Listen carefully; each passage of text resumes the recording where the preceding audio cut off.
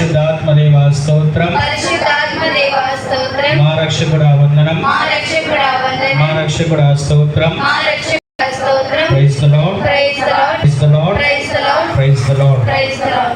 యోహాను సువార్త 3వ అధ్యాయము పవిత్ర వచనములు 13 నుంచి 16 వరకు. యోహాను సువార్త 3వ అధ్యాయము పవిత్ర వచనములు 13 నుంచి 16 వరకు.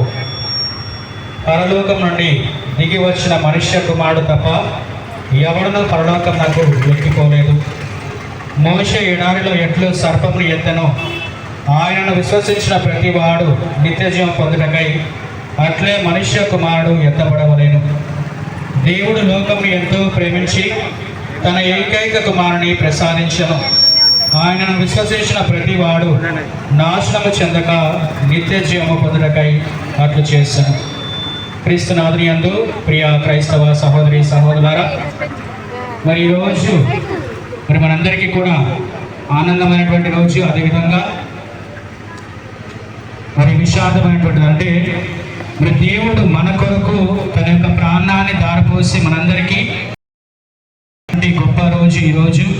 అదేవిధంగా మన కొరకు ఆ యొక్క శిలువపై మరణించినటువంటి రోజు ఈరోజు. ఆ యొక్క సువిశేష పట్టణంలో మీరు చూసినట్లయితే పరలోకం నుండి దిగి వచ్చిన మనుష్య కుమారుడు తప్ప ఎవడునూ పరలోకం నాకు ఎక్కిపోలేదు.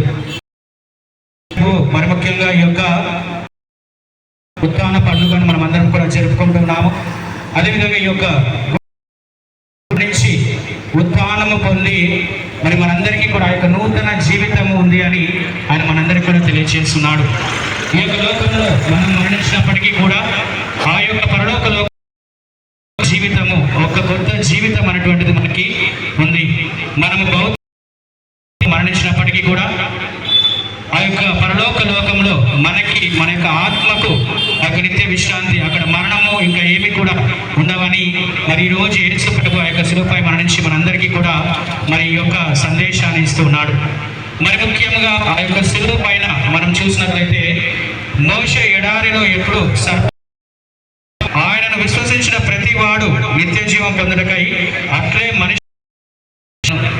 మరి ఆనాడు మోషే ప్రవక్త ప్రజలు నడిపించడానికి మరి ఆ యొక్క సర్పాలతో వారు బాధపడుతున్నప్పుడు పంచ సర్పాన్ని ఎత్తి మరి వారందరికీ కూడా మరణ జీవాన్ని ప్రసాదించాడు.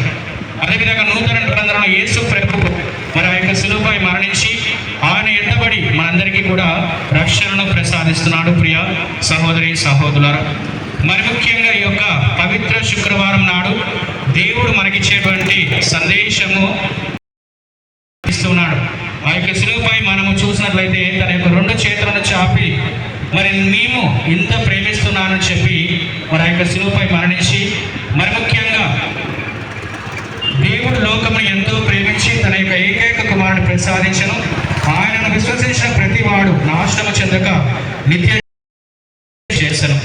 కాబట్టి ఎవరైతే విశ్వాసముతో ఆయనను అనుసరిస్తూ ఉంటారో మన యొక్క జీవితంలో బాధలు కష్టాలు కలగవచ్చు, కానీ దేవుడు మనతో ఉండి మనం నడిపిస్తారు. కాబట్టి ఎవరైతే విశ్వాసంతో ఆయన ఉంటున్నాడో మరి ఈరోజు మనందరికీ కూడా తన యొక్క ప్రేమను పంచుతూ మనందరినీ కూడా ప్రేమిస్తున్నాడు అని తెలియజేస్తూ ఆ యొక్క శిలువపై ఆయన ఉత్తముడు అయినప్పటికీ కూడా, పరిశుద్ధుడు అయినప్పటికీ కూడా, దేవుని కుమారుడు అయినప్పటికీ కూడా, తండ్రి దేవుని యొక్క కుమారుడు అయినప్పటికీ కూడా ఆ యొక్క శిలువపై కానీ మన కొరకు మన యొక్క పాపములన్నీ కూడా తన పైన వేసుకొని మన రక్షణార్థమై కొరకు ఆ యొక్క శిలువపై మరణించారు.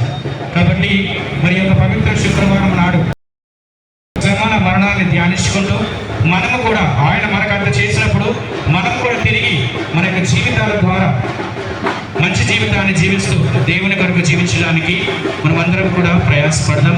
పితా పుత్ర పవిత్ర ఆత్మ నామమున